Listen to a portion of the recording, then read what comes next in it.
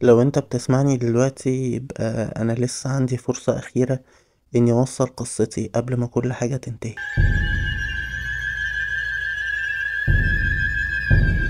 هستأذنكوا تلبسوا الهيدفونز عشان التجربة تبقى كاملة، وتطفوا النور حواليكوا وتحاولوا انكوا تستمتعوا بقصتي الحقيقية. انا اسمي يوسف. رجعت مصر بعد غربة 7 سنين. ما كنتش ناوي ارجع بصراحة، بس لما جدتي ماتت ما كانش في حد تاني يفتح بيت العيلة القديم في اسكندرية غيري انا. البيت ده كان في حي اسمه كوم الدكة. الناس اللي من اسكندرية عارفة الحي ده كويس، بيقولوا عليه ان هو قديم ومليان بيوت مقفولة ومهجورة من ايام الحرب. انا فاكر اخر مرة لما دخلت فيها البيت ده كنت صغير. وقتها انا سمعت جدي بيتخانق مع حد في الدور اللي تحت. صوتهم كان عالي جدا. بعدها بسنة جدي مات، وجدتي قفلت كل حاجة وسافرنا. بس وانا راجع من الغربة كنت حاسس ان في حاجة بتندهلي.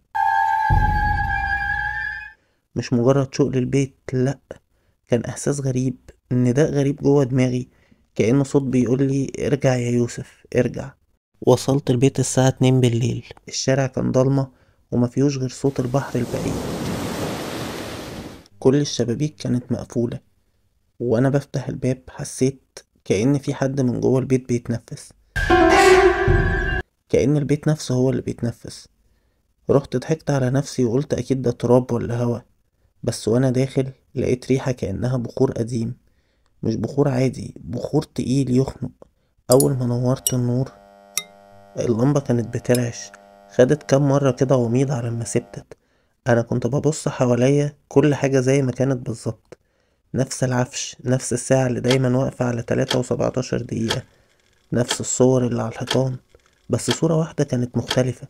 كانت صورة لجدي. بس الصورة دي ما كانتش في مكانها الأصلي. كانت على ترابيزة ومتحوطة بشمع لونه أسود. الشموع دي كانت مطفية بس في دخان خفيف طالع منها، كأنها كانت مولعة من شوية ولسه مطفية حالا. قلبي بدأ يدق. رحت شلت الصورة، وفي اللحظة دي حسيت بحرارة غريبة جدا في ايدي. ساعتها سمعت حاجة خفيفة جدا، صوت رجلين ماشي فوق. بس أنا عايش لوحدي في البيت دلوقتي. البيت فاضي من 15 سنة. طلعت على السلم ببطء وكنت سامع صوت نفس تاني. المرة دي كنت متأكد انه مش نفسي، بس أنا سامعه. كنت طالع على السلم وكل درجة كنت باخدها الخشب كان بيعمل صوت، كأن صوته بيتألم. البيت كان ساكت بس السكون نفسه كان له صوت. صوت تقيل يخليك تحس ان الهوا بيتحرك بالعافية. قربت من باب الأوضة اللي فوق. سمعت حاجة وقعت جوه، زي كوباية أو فازة اتكسرت. قلبي بدأ يدق بسرعة، كنت خايف ومتردد. بس كنت عايز أعرف فيه ايه. كان عندي فضول غريب، مش فضول طبيعي. كأن كان في حاجة جوايا بتسحبني ناحية الباب ده. مديت ايدي على أكرة الباب، لما لمستها حسيت ان هي دافية. مش سخنة، دافية كأن كان في حد لسه ماسكها من ثواني. فتحت الباب ببطء، والباب عمل صوت طويل زي ما يكون أنين. النور كان داخل خافت والستاير مقفولة، بس شعاع صغير من القمر داخل من الفتحة. وبين النور الخفيف والضلمة كنت شايف كرسي هزاز قديم بيتحرك لوحده. ما كانش بيتهز بسرعة، لأ، هز بطيء، كأن كان في حد قاعد عليه وبيتنفس بهدوء. فضلت واقف ببص لحد ما الهزة وقفت. ساعتها حسيت بحاجة بتتحرك ورايا. لفيت بسرعة بس ملقتش حاجة. رجعت بصيت تاني على الكرسي، لقيت عليه خصلة شعر طويلة سودة،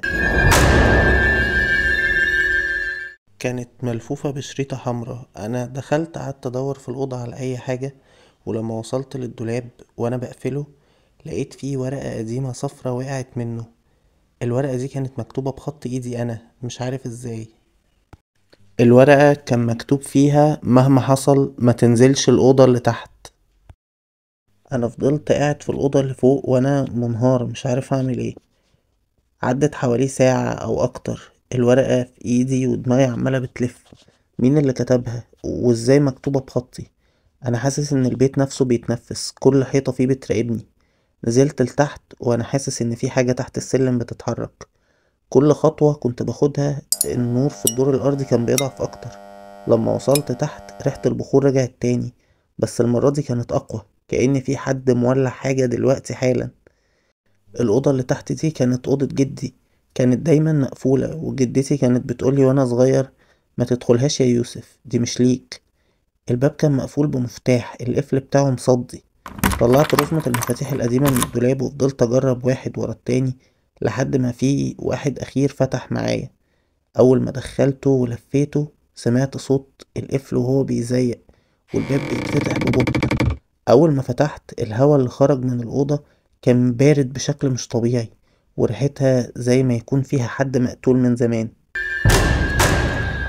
الأوضة كانت ضلمة ما فيهاش ولا نقطة نور، بس كان في زاوية بعيدة كان فيها شمعة واحدة مولعة، نارها بيترعش كأنها خايفة.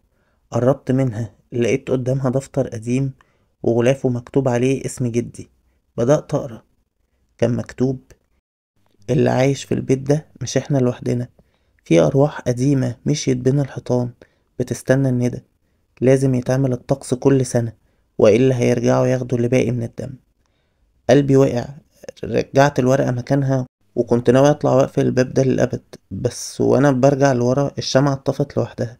كده بقت الضلمة كاملة. سمعت نفس الصوت اللي فوق، صوت الست. المرة دي الصوت كان واضح جدا، وقالت لي: اتأخرت، الدم اتنسى. النور رجع لحظة واحدة، كفاية أشوف فيها حاجة واقفة في نص الأوضة، شبه إنسانة طويلة شعرها نازل على وشها، عينها سودا كأنها حفرتين. كان وشها مقسوم نصين، نص الواحدة شكلها حلو جدا، والنص التاني لواحدة مسخ محروقة. هي نفس الملامح بس كأنها اتحرقت. بعدين النور اتطفى تاني.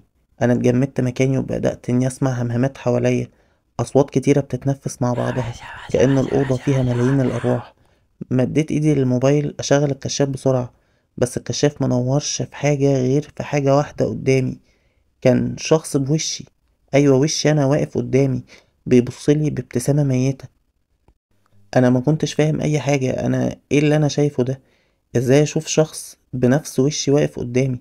فضلت مبرق وانا ماسك الكشاف اللي بينور ويطفي، وكل مرة النور يشتغل فيها الشكل ده يبقى اقرب لي، يقرب لي اكتر. هو وشي بس مش انا، ملامحي نفسها. عينه فيها لمعة سودا كأنها حفرة. بعدين سمعته بيقول بصوتي: جدك نادانا وانت رجعت. النور اتطفى تاني وبعدها كل الأصوات اختفت. فضلت ثواني في الضلمة مش سامع غير أنفاسي وأنا بترعش. لما فتحت الموبايل تاني كل حاجة اختفت،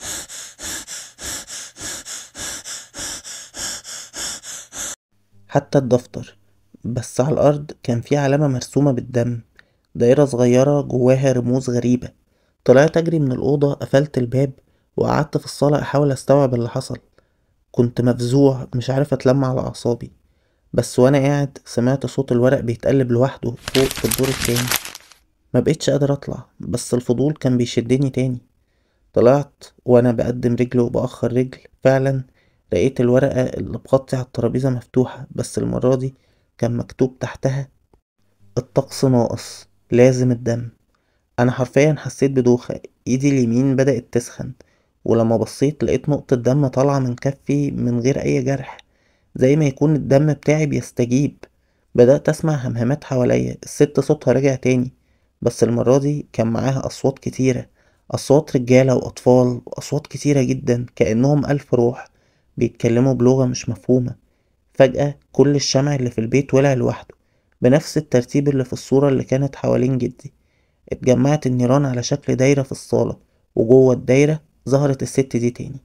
المرة دي أنا شفت وشها أوضح، وكانت بتقولي بصوت كأنه خارج من جوه المية: هو وعدنا بالدم، وانت وعدتنا بالرجوع. صرخت فيها: انت مين وانا مالي باللي عمله جدي؟ ابتسمت وقالت لي: دمك منه، واحنا لينا نصيب فيك. فجأة النور كله اتطفى تاني، وسمعت خبط عنيف على باب البيت، حد بيخبط كأنه بيخبط بهستيريا. قربت من الباب وانا مرعوب، وصوت الست قال لي: افتح، الطقس لازم يكمل. الخبطة دي كانت عنيفة لدرجة ان الازاز اتهز. صوت الباب وهو بيترزع كان شبه نبض. انا وصلت لمرحلة ان كل الاصوات اللي انا كنت سامعها حواليا كانت كأنها بتهبط في قلبي وفي دماغي وبتوجعني. الشموع كلها ولعت تاني، بس المرة دي نارها كانت زرقا. الريحة بقت بخور خانقني، مش قادر اخد نفسي. مزيج كده بين البخور وملح وعرق قديم. حاولت أمسك الأكرة بتاعة الباب لكن كان بيتحرك لوحده، المقبض كأنه مش شغال، بيلف بس مفيش حاجة بتفتح. فجأة الباب اتفتح والهوا اللي داخل كان تقيل زي موجة من بحر بارد. دخلت ريحة الرطوبة وصوت البحر على بعد شارع واحد، كأنه بقى جوه الصالة. أنا حاسس إن أنا حرفيا في قلب المية. الشموع انطفت فجأة. في اللحظة دي أنا شفت خيال راجل واقف على العتبة، طوله كبير ولابس بدلة قديمة شبه اللي كان جدي بيحبها. ما اتكلمش بس صوته طلع جوه دماغي. أنا سامعه ازاي جوه دماغي كده؟ وقال لي: رجعت في الميعاد الغلط يا يوسف. انا كنت عايز اصرخ بس صوتي ما طلعش، كان متحاش، ما كنتش عارف اتكلم ولا اقول ولا حرف. رجعت لورا خطوتين والخيال ده كان بيقرب ناحيتي بخطوات بطيئة جدا وثابتة. كل خطوة كانت بتسيب اثر مبلول على البلاط، كأن رجله مبلولة. في الوقت ده الهمهمات رجعت اسمعها تاني، صوت الست على صوت الراجل على صوت اطفال كتير على صوت ناس تانية، كأنهم بيقولوا نفس الكلام مع بعض بلغتين مختلفين. ودماغي مش قادرة تستوعب. انا رجعت لورا بسرعة وطلعت الورقة القديمة من جيبي. كانت بتتحرك لوحدها والحبر بيكتب جملة جديدة: اخرج قبل البحر ما يدخل البيت. لما قريتها الأرض فعلا بدأت تتهز وصوت البحر قرب كأنه بيغرق الشارع كله. بصيت من الشباك لقيت المية فعلا كانت طالعة من تحت. شارع كوم الدكة كله غرقان مش عارف ازاي، والمية بتلمع تحت نور القمر. لفيت على الباب عشان أهرب بس الراجل ده كان واقف عنده قريب جدا. كانت عينه سودا بالكامل كأنها فجوة سودا.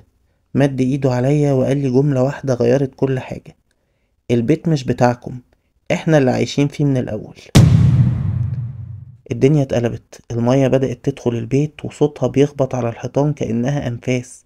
الشموع كلها اتطفت والنور رجع لحظة واحدة بس عشان ألاحظ إن كل الصور اللي على الحيطان وشوشها اتبدلت. كلهم بقى أنا وأنا نايم وأنا صغير وأنا في الغربة وأنا واقف دلوقتي. لحد دلوقتي معقولة؟ كل وش فيهم كان كأنه بيتنفس. أكتر واحد بيضحك هو وشي اللي في الصورة القديمة بتاعت جدي. المية وصلت لركبي وسامع همهمات حواليا عمالة بتزيد، أصوات كتير جدا بتهمس نفس الجملة: خلاص الطقس تم. فجأة حاجة شدتني من رجلي لتحت المية. كنت بحاول اني اقاوم واضرب في ايدي للمية يمين وشمال، اتنفس اصرخ، بس كل حاجة كانت تقيلة. في ثانية كانت الضلمة مغطية المكان كله، ولما فتحت عيني لقيت نفسي في نفس الأوضة اللي فوق، ناشف ومفيش أي مية في هدومي ولا حواليا ولا كأن في حاجة حصلت. بس على الترابيزة كان في كوباية شاي سخنة ولسه بيطلع منها البخار، جنبها صورة لجدي. المرة دي كان هو اللي قاعد على الكرسي وكان في حد واقف وراه. ده أنا اللي كنت واقف وراه وكنت مبتسم ابتسامة باردة. هو وشي بنفس ملامحي بس كأنه مش أنا. الساعة كانت ضربت 3:17 تاني، نفس الدقة بتاعت الساعة القديمة. كل حاجة سكتت. قعدت على الكرسي الهزاز ولما لمست الدفتر بتاع جدي الصفحة الأخيرة كانت مكتوبة بخط جديد، ولا هو خطي ولا هو خطه. وكان مكتوب، والكتابة كانت لسه بتتكتب وأنا بقرا: اللي يرجع بعد 7 سنين يكمل الطقس مكان اللي قبله. قريت الجملة دي وخدت بعضي ولميت كل حاجة أنا كنت جاي بيها بسرعة. كويس إني ما كنتش لسه فتحت الشنط، وطلعت أجري من البيت. قفلت ورايا وأنا واخد عهد على نفسي إني عمري ما هرجع تاني.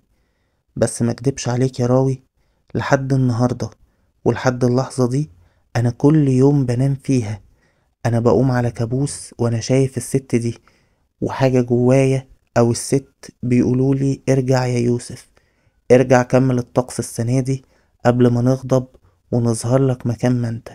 ومش هكدب عليك اني ساعات لما بقوم بلاقي في بلل حواليا في ارض الأوضة، وكأن كان في حاجة حواليا او كأن كان في زائر جاي يزورني ويفكرني بالطقس عشان اعمله السنة دي.